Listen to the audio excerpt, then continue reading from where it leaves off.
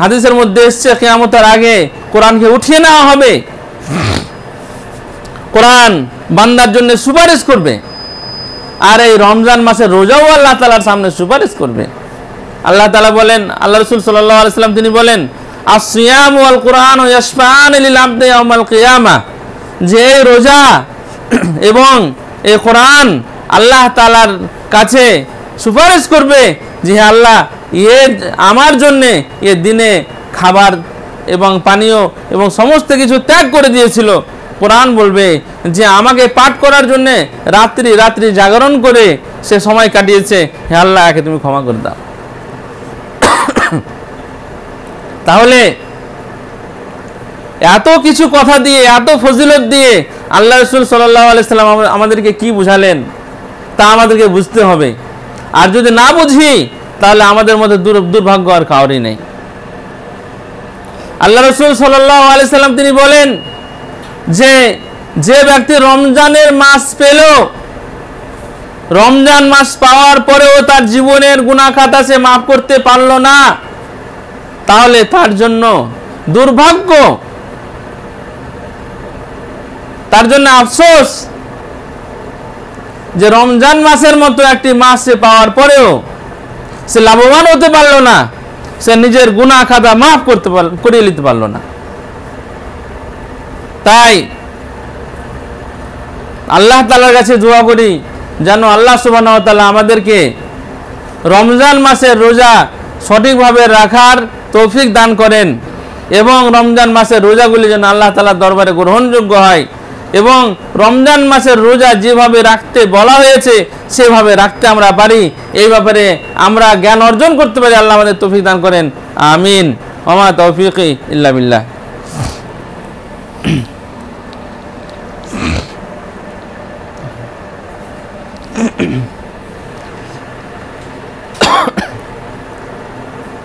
আলহামদুলিল্লাহি রাব্বিল আলামিন ওয়াসসালাতু ওয়াসসালামু আলা রাসূলিহিল আমিন ওয়া আলা আলিহি ওয়া আসহাবিহি আজমাইন, আম্মা বাদ। এই যে আমাদের সামনে একটা বিশাল মাস আসছে, রমজান মাস, এই মাসের জন্য আমরা কিভাবে নিজেকে তৈরি করব, কিভাবে প্রস্তুতি নিব, এটাও আমাদেরকে জানতে হবে। আল্লাহ রাসূল সাল্লাল্লাহু আলাইহি ওয়াসাল্লাম কিভাবে তৈরি হতেন, তিনারা তো সবসময় আল্লাহ তাআলার ধ্যানে মাশগুল থাকতেন, তবুও রমজানের জন্য স্পেশালভাবে তিনি কি করতেন। যেমন রমজানের রোজা ফরজ, সেই ফরজ রোজার পরে আগে এবং পিছে কিছু সুন্নাত রোজাও আছে।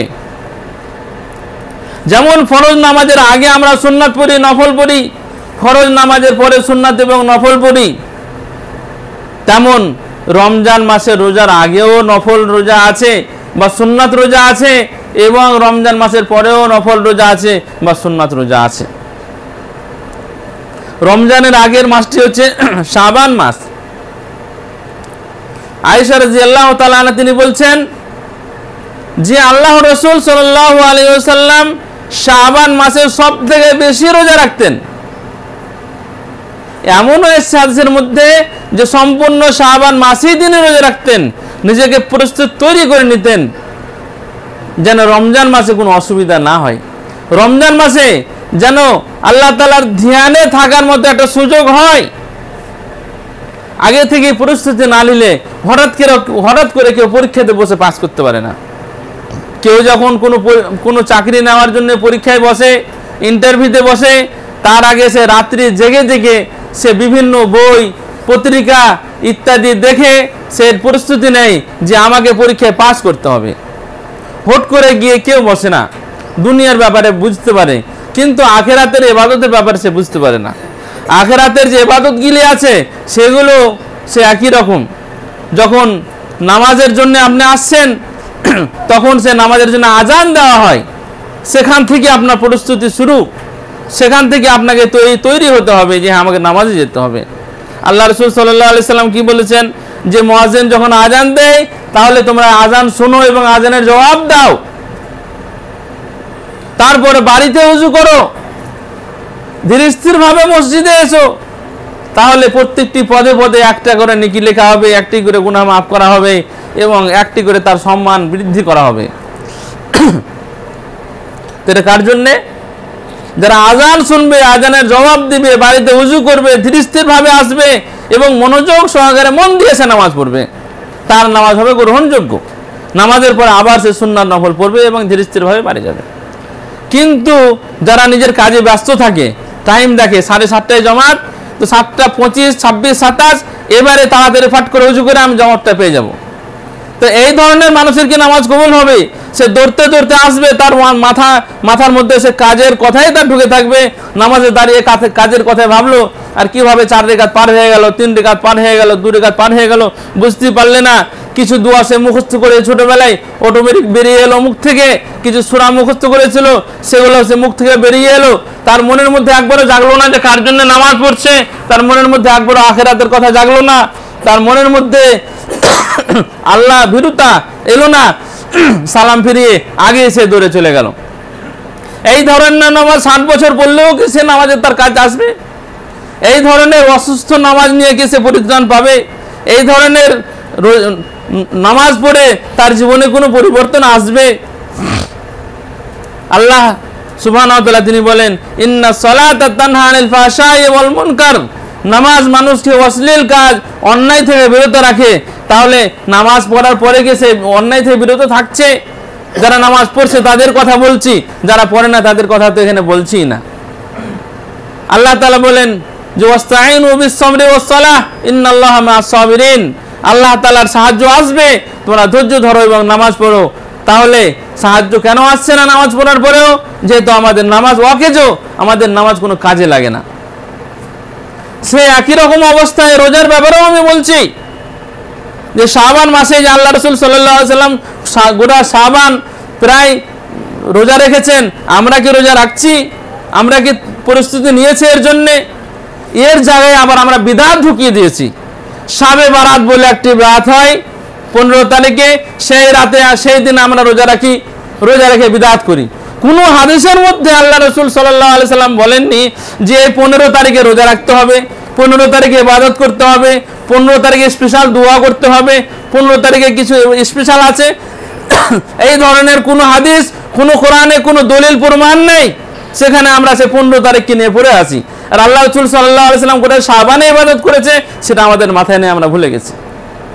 সেখানে আমরা বিভিন্ন বিদআত, বিভিন্ন অপপ্রচার করে রেখেছি।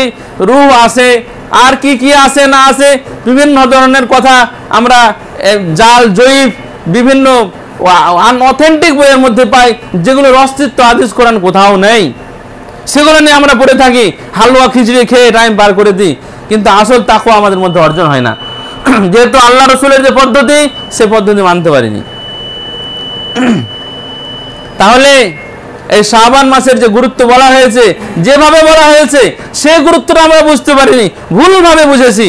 শাবে বারাত একটা রাতের নাম আমরা তৈরি করেছি, অনেকেই আমরা এই রাত জেনেছি, বা অনেকে আমরা জানি শাবে বারাত বলে একটা রাত আছে, কিন্তু হাদিস কোরআনে কোথাও আপনি খুঁজে পাবেন না এই শব্দটি, বা এই ধরনের কোনো ইবাদত এই দিনে আছে, এই ধরনের কোনো আপনি হাদিস এবং কোরআনে পাবেন না। আজকে বাংলায় হাদিস কোরআন চলে এসছে, আপনি নিজেও পড়তে পারেন বা নিজের আলেম ওলামাকে বলতে পারেন যে হ্যাঁ 15 তারিখে কোনো রোজা রাখতে হবে, কোনো ইবাদত করতে হবে, স্পেশালভাবে আছে কিনা দেখান তো, আপনি নিজের চোখে দেখতে পারেন। তো যেখানে সুন্নতকে ছেড়ে বিদআতে ঢুকে গেছি, সেখানে আমাদের আমলও নষ্ট হয়েছে এবং তাকওয়াও নষ্ট হয়েছে। আবার যখন রমজান মাস ঢুকে যায়, তখন আমরা কি করি? যে রমজান মাস যে এলো, তো ইমাজিনেশন আমরা নিজের ব্রেনের মধ্যে আমাদের কি আছে যে হ্যাঁ ইফতারি স্পেশাল ভালো ভালো খাবার তৈরি করতে হবে, হাট বাজার রেডি করতে হবে, বাড়িতে সব কিছু এমনি দিন এলোমেলো ভাবে চলে যায়, কি খেলাম না খেলাম চলে যায়।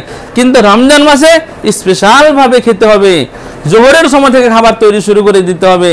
বাড়ির মেয়ের ইবাদত বান্দেগি করার জন্য কোনো তাদেরকে সময় দেওয়া হবে না, তাদের ইবাদত বান্দেগি করার দরকার নেই, তারা শুধু খাবারই পাকাবে আর আমরা গরুর মতো খেয়েই যাব।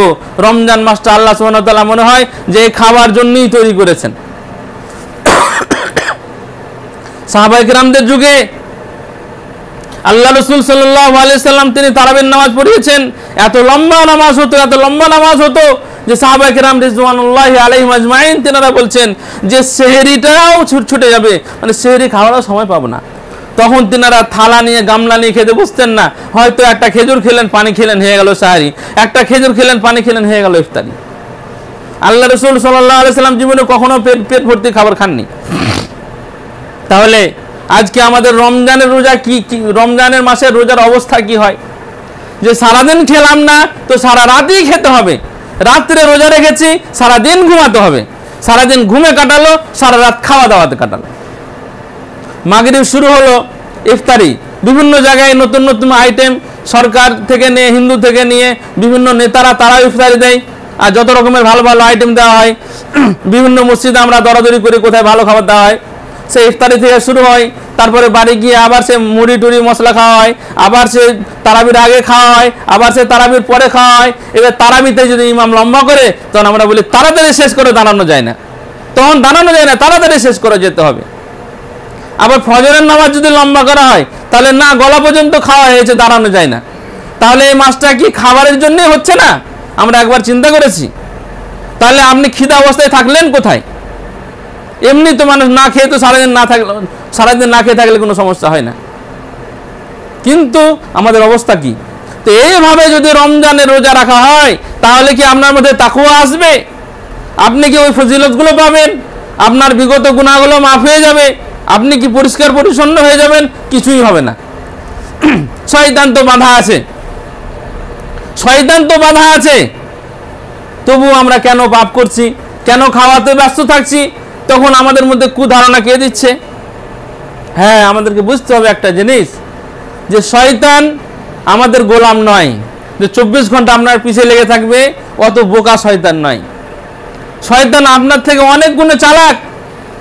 শয়তান মানুষকে শুধু একটা অভ্যাস করিয়ে দেয়, একটা জিনিস শিখিয়ে দেয়, একটা ভুল জিনিস সমাজের মধ্যে ভরে দেয়, সেটাই বছর বছর চলে, বছর বছর চলে। একটা বিধান ঢুকিয়ে দেয়, বছর বছর চলে, বছর বছর চলে। একটা শিরক ঢুকিয়ে দেয়, সে শিরক বছর বছর চলে, বছর বছর চলে, মানুষ পাপ করতেই থাকে। একজন যে বিড়ি প্রথমে খায় তাকে কষ্ট লাগে খেতে, এই দুর্গন্ধ বিড়ি খাওয়া যায় না, এই গ্যাস, পাশে কেউ বিড়ি খেলেও কষ্ট হয়।